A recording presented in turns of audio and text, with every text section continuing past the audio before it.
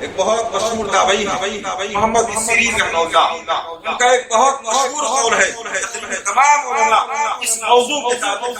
ذکر کرتے ہیں. وہ کہتے ہیں ان ھذا العلم دین، یہ علم شریعت کا علم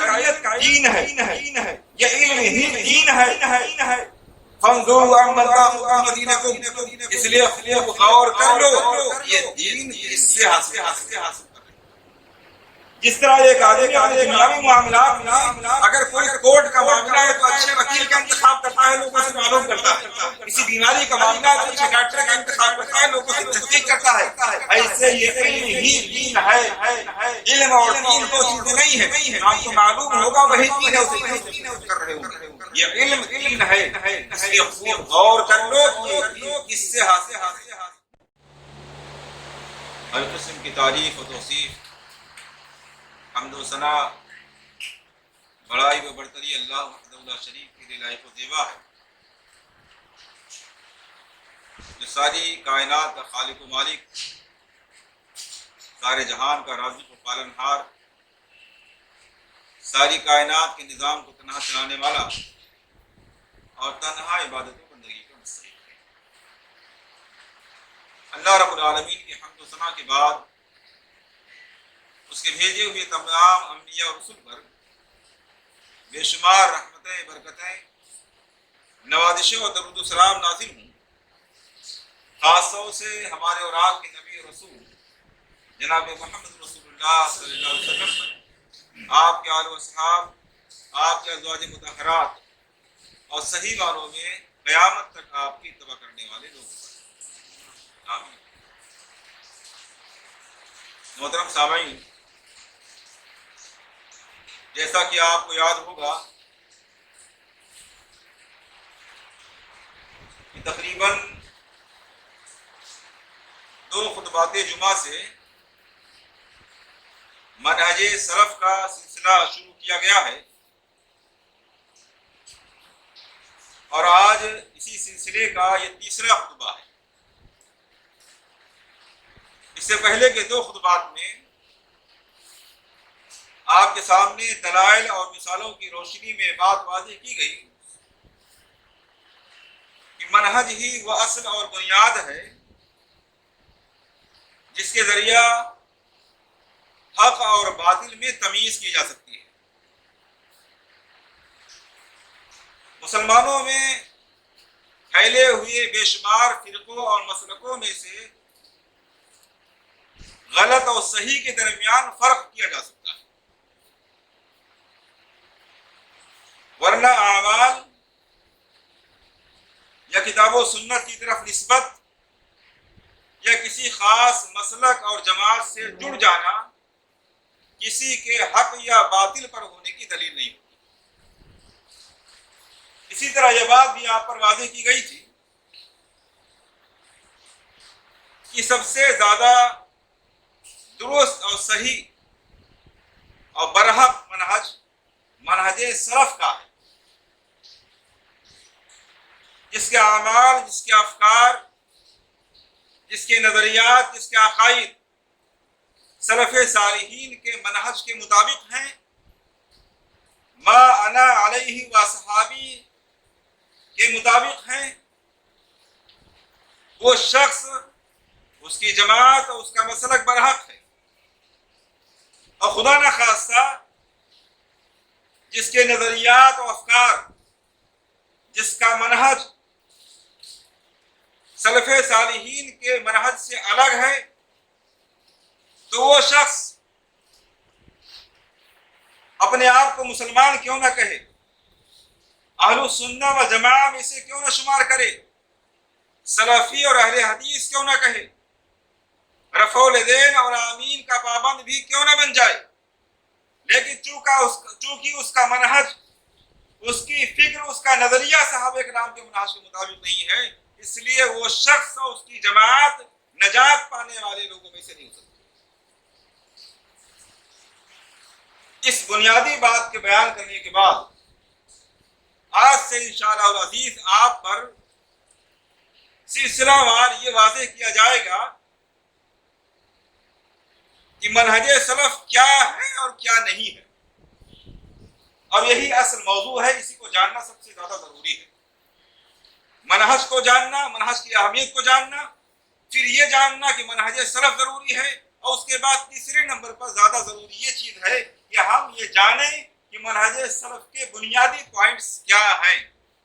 تاکہ اس کے ذریعے ہم صحیح اور غلط میں پہچان کر سکیں اور اپنے آپ کو منہج سلف پر قائم کر سکیں، اور دنیا بھر میں پھیلے ہوئے مسلک اور مذہب کی لچھے دار باتوں میں آ کر کے ہم دھوکے میں مبتلا نہ ہو جائیں۔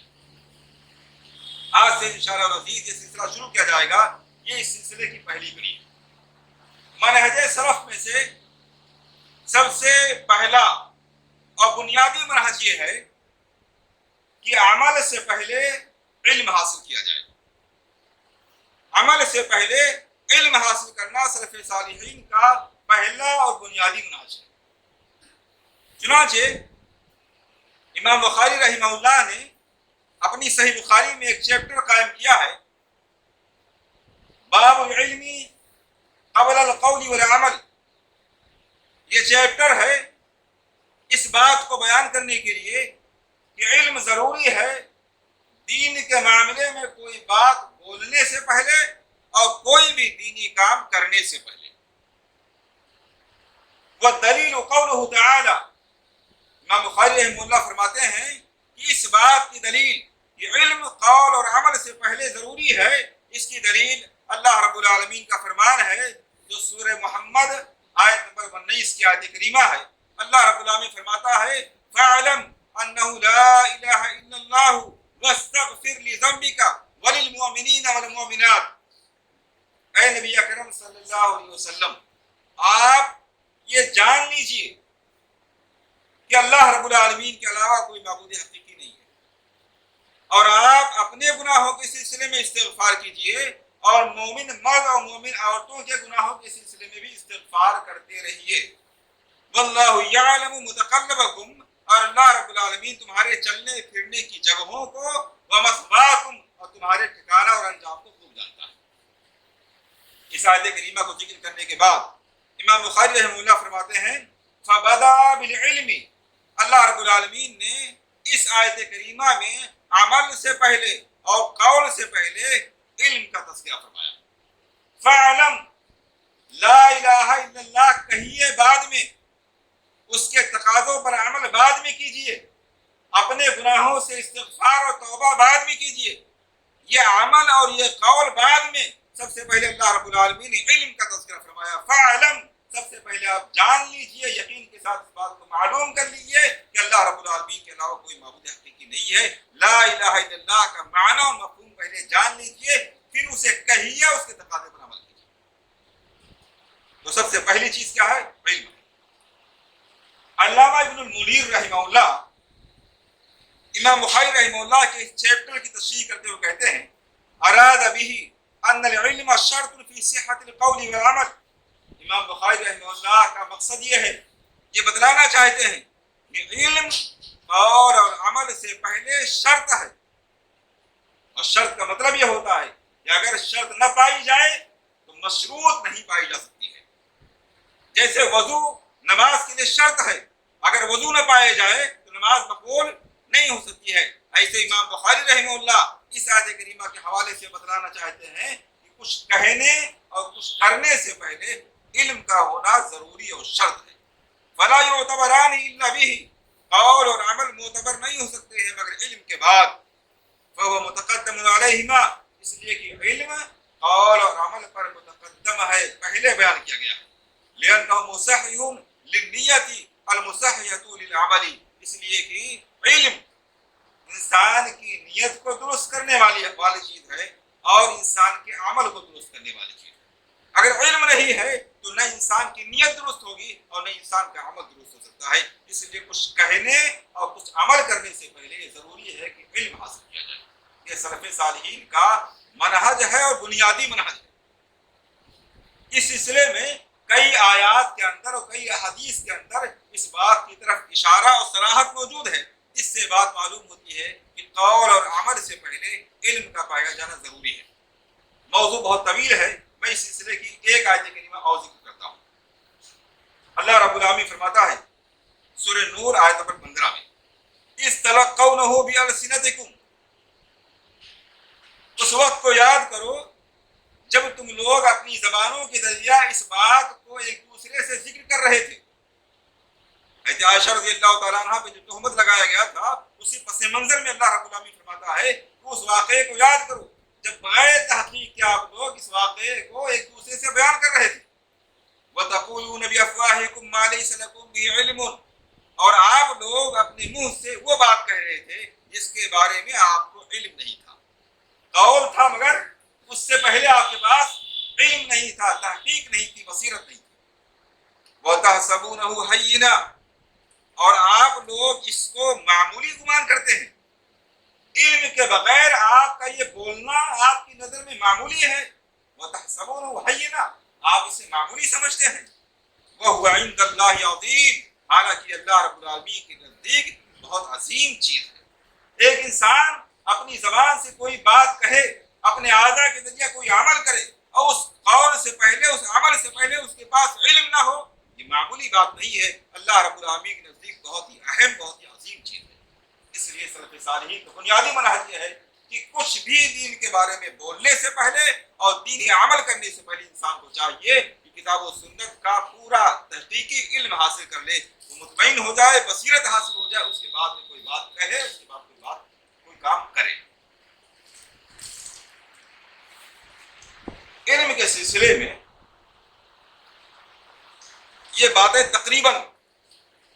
ہمارے اور آپ کے سامنے آتی رہتی ہیں کہ کچھ کرنے سے پہلے یا کچھ کہنے سے پہلے علم ہونا چاہیے، لیکن اس سے زیادہ ضروری یہ چیز ہے کہ ہمیں یہ بات بھی معلوم ہو کہ علم حاصل کس سے کرنا چاہیے۔ خاص طور سے آج کے زمانے میں یہ جاننا بہت ضروری ہے کہ علم کس سے حاصل کیا جانا چاہیے اور کس سے سلف صالحین کے نزدیک علم کا حاصل کرنا جائز نہیں ہے، کیونکہ آج کے زمانے میں کتابوں کی بھرمار ہے، ویڈیوز کی بھرمار ہے، سوشل میڈیا کا دور ہے، موبائل ہمارے ہاتھوں میں، مختلف قسم کی تقریریں، مختلف قسم کی باتیں، مختلف قسم کے امیج اور نہ جانے کتنے لوگوں کی لچھیدار باتیں ہمارے اور آپ کے سامنے آتی ہیں، اور ہم دیکھتے ہیں، کتاب و سنت کی بات کو سنتے ہیں، اس کے حوالوں کو سنتے ہیں، کہنے والا آدمی مولوی نما معلوم پڑتا ہے، ٹوپی اور داڑھی والا معلوم پڑتا ہے، کتاب و سنت کی بات کر رہا ہوتا ہے، اور ہم بھولے بھالے لوگ یہ سمجھتے ہیں کہ کتاب و سنت کی بات کہی جا رہی ہے، ہم سے فیور ہو جاتے ہیں۔ اس لیے آج کے دور میں جہاں یہ جاننا ضروری ہے کہ قول اور عمل سے پہلے علم ضروری ہے، سلف صالحین کا یہ منہج ہے، وہیں یہ جاننا بھی بہت ضروری ہے کہ علم کس سے حاصل کیا جائے اور کس سے حاصل نہ کیا جائے۔ ایک بہت مشہور تابعی ہیں محمد بن سیرین رحمہ اللہ، ان کا ایک بہت مشہور قول ہے، تقریباً تمام علماء اس موضوع کے تعلق سے اس قول کو ذکر کرتے ہیں۔ وہ کہتے ہیں ان ھذا العلم دین، یہ علم، شریعت کا علم دین ہے، یہ علم ہی دین ہے۔ فانظروا عمن تاخذون دینکم، اس لیے خوب غور کر لو یہ دین کس سے حاصل کر رہے ہو۔ جس طرح ایک آدمی اپنے دنیاوی معاملات میں اگر کوئی کورٹ کا معاملہ ہے تو اچھے وکیل کا انتخاب کرتا ہے، لوگوں سے معلوم کرتا ہے، کسی بیماری کا معاملہ ہے تو اچھے ڈاکٹر کا انتخاب کرتا ہے، لوگوں سے تحقیق کرتا ہے، ایسے یہ علم ہی دین ہے۔ علم اور دین دو چیزیں نہیں ہیں، جو ہم کو معلوم ہوگا وہی دین ہے، اسے دین سمجھ کر ہم کر رہے ہوں گے۔ یہ علم دین ہے، اس لیے خوب غور کر لو کہ یہ دین کس سے حاصل کر رہے ہو، معتبر آدمی سے حاصل کر رہے ہو یا غیر معتبر آدمی سے حاصل کر رہے ہو۔ سلف صالحین نے، کتاب و سنت نے جس سے علم حاصل کرنے کی تعلیم دے، اس سے حاصل کیا جا رہا ہے، کسی غیر سے حاصل کیا جا رہا ہے، اس پر خوب غور کر لیجیے۔ اسی طرح صحیح بخاری مسلم کی روایت ہے، اللہ کے رسول صلی اللہ علیہ وسلم نے ارشاد فرمایا، یہ علم، دین کا علم اچانک نہیں اٹھا لیا جائے گا، لوگوں کے سینوں سے نکال لیا جائے، ایسا نہیں ہوگا، بلکہ اللہ رب العالمین اس علم کو اٹھا لے گا علماء کو اٹھا کر کے،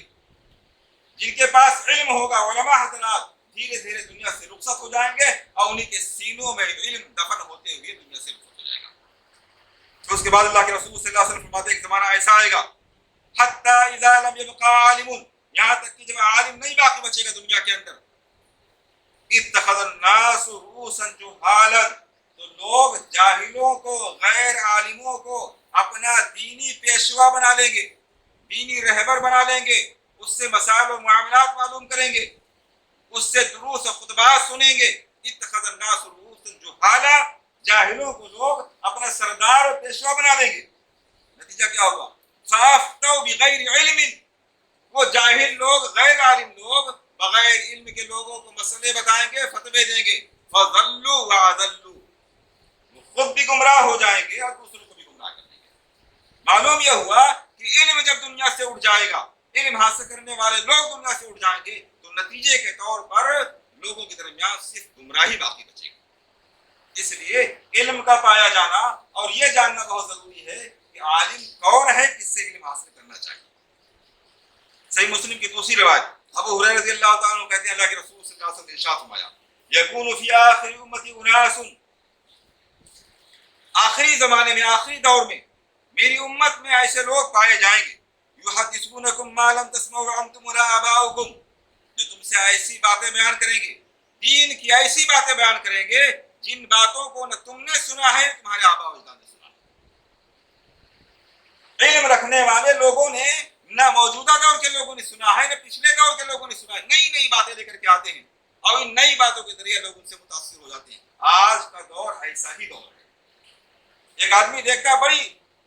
اٹریکٹیو، بہت زیادہ متاثر کرنے والی سرخی ہیڈنگ لگی ہوئی ہے،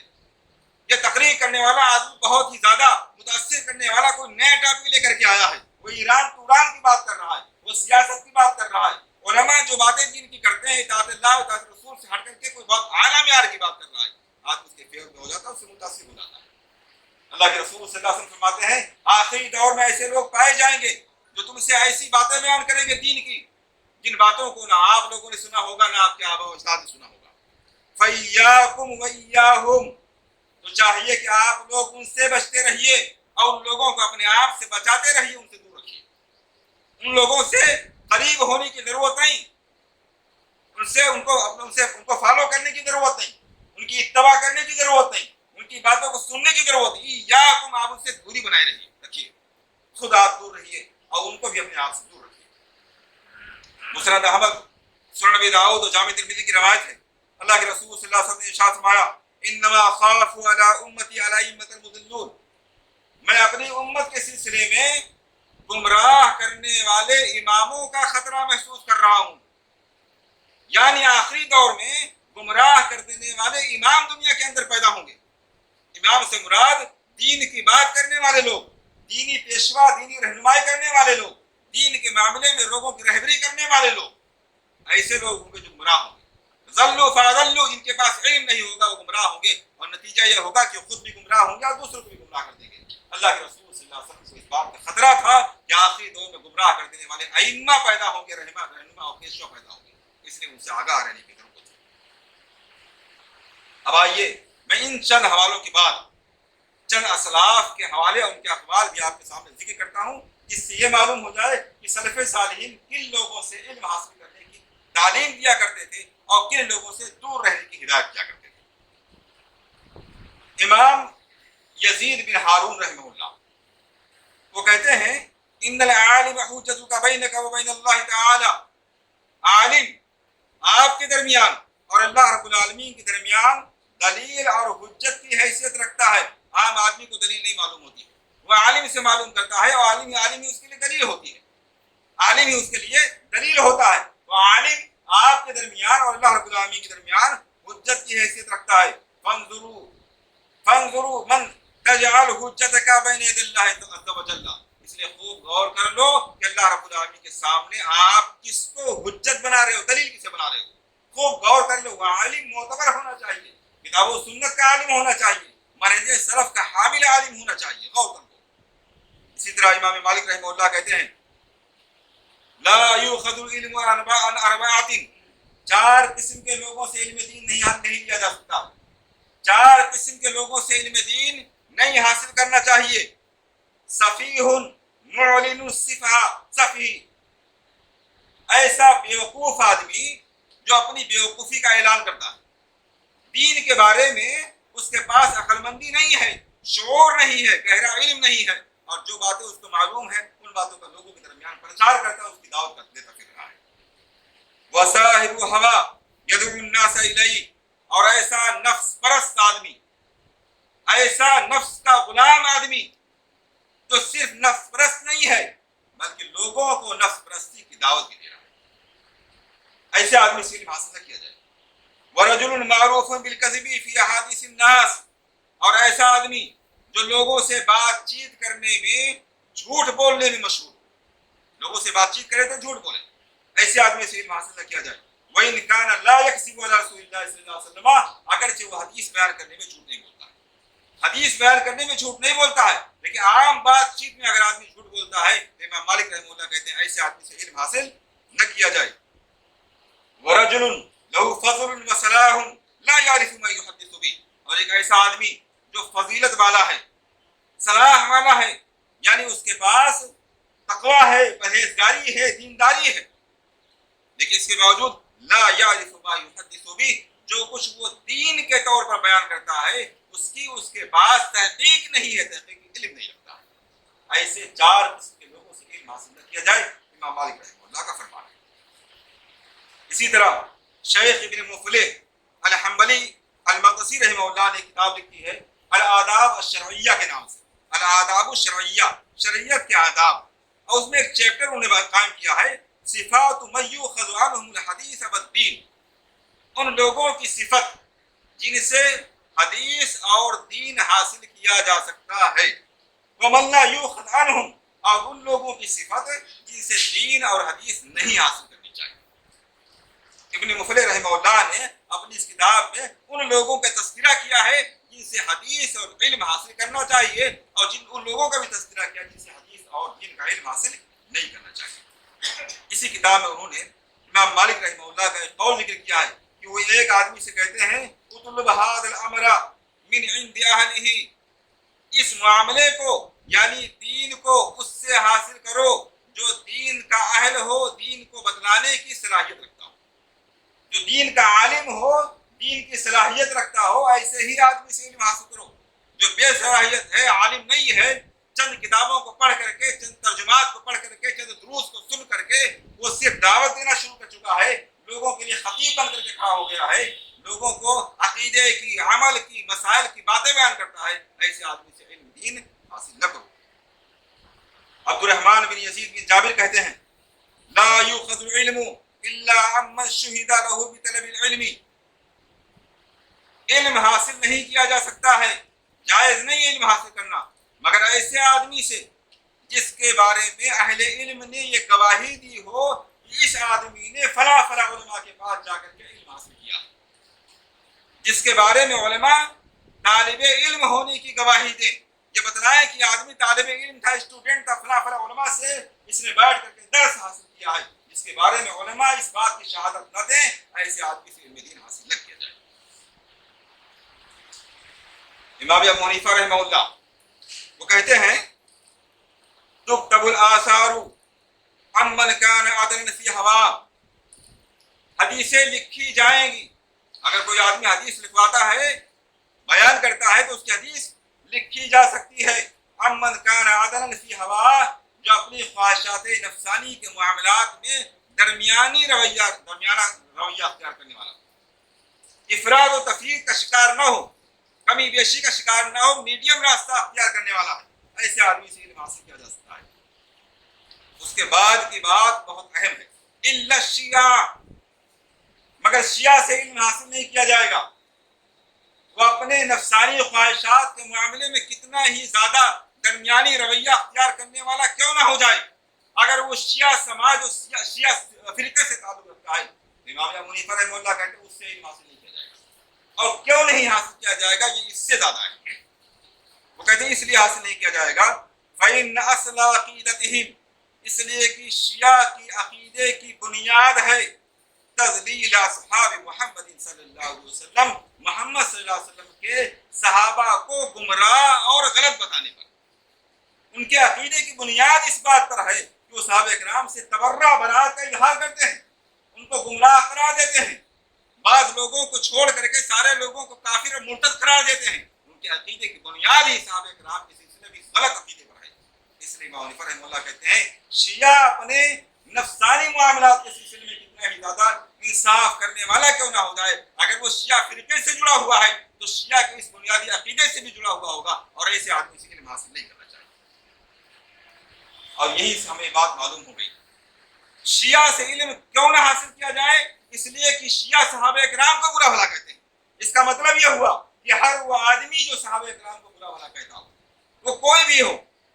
چونکہ شیعہ سے علم نہ حاصل کرنے کی بنیادی وجہ یہ ہے کہ وہ صحابہ کرام کو برا بھلا کہتا ہے۔ اس لیے جو آدمی بھی صحابہ کرام کو برا بھلا کہتا ہے، صحابہ کرام کے اختلافات کو کوریدتا ہے، صحابہ کرام کے احترام اور عزت پر کیچڑ اچھالتا ہے، اور صحابہ کرام کے سلسلے میں جو واقعات ان کے زمانے میں پیش آئے، جن کے ذریعہ ان کی عزت اور احترام پر فرق پڑتا ہے، ان ساری باتوں کو پیش کر کے صحابہ کرام کی عزت کو مجروح کرنے کی کوشش کرتا ہے۔ وہ آدمی اپنے آپ کو شیعہ سے جوڑے یا نہ جوڑے، اپنے آپ کو اہل الحدیث کیوں نہ کہے، اپنے آپ کو سلفی المنہج کیوں نہ کہے، اگر اس کے اندر، اس کے عمل میں، اس کے قول میں صحابہ کرام کے اختلاف کو ذکر کرنا پایا جاتا ہے، اس کے قول میں، اس کی باتوں میں صحابہ کرام کے احترام کو مشروع کرنا پایا جاتا ہے، تو یقین مانی اس کے اندر شیعہ کا یہ بنیادی عقیدہ اور عمل پایا جاتا ہے۔ اور امام حنیفہ رحمہ اللہ کے قول کے مطابق ایسے شخص سے علم قطعاً حاصل نہیں کیا جا سکتا ہے، چاہے وہ اپنے زمانے میں علم کا پہاڑ کیوں نہ ہو۔ ایک دوسری بات اور بیان کرتے ہیں، وَمَنَتَ السُّلْطَانَ تَعَيَّنْ حَتَّى إِنْ قَادَتِ الْعَامَةُ لَهُ، اور ایسا عالم دین جو کسی امام، کسی پیشوا، کسی قائد، کسی تنظیم، کسی جماعت کے ذمہ دار یا بادشاہ کے پاس آئے، داعین اس کا فرما بردار ہو کر کے اس کی تمام باتوں پر آمنا صدقنا کہتا رہے، حق اور باطل کو جاننے اور سمجھنے کے باوجود دونوں میں تمیز نہ کرے، آنکھیں بند کر کے اپنے امام، اپنے پیشوا اور اپنے ذمہ دار کی بات پر آمنا اور صدقنا کہنے والا جو آدمی ہے، امام رحمہ اللہ کہتے ہیں جو آدمی اپنے سلطان، اپنے قائد کے پاس اطاعت گزار بن کر کے آئے، ہر بات ماننے کے لیے تیار ہو، اور اسی بنیاد پر عوام اس کی پیروکار بن جائے، ایسے آدمی سے علم حاصل نہ کیا جائے۔ جو آدمی حق اور باطل کو جاننے کے باوجود عالم دین ہے، حق اور باطل کو جانتا سمجھتا ہے، مگر وہ اپنی ذمہ دار یا اپنے بادشاہ یا اپنے امیر کی غلط بات پر انگشت نمائی نہیں کرتا ہے، اعتراض نہیں کرتا ہے، سمجھ لینا چاہیے وہ عملی اعتبار سے منافق ہے۔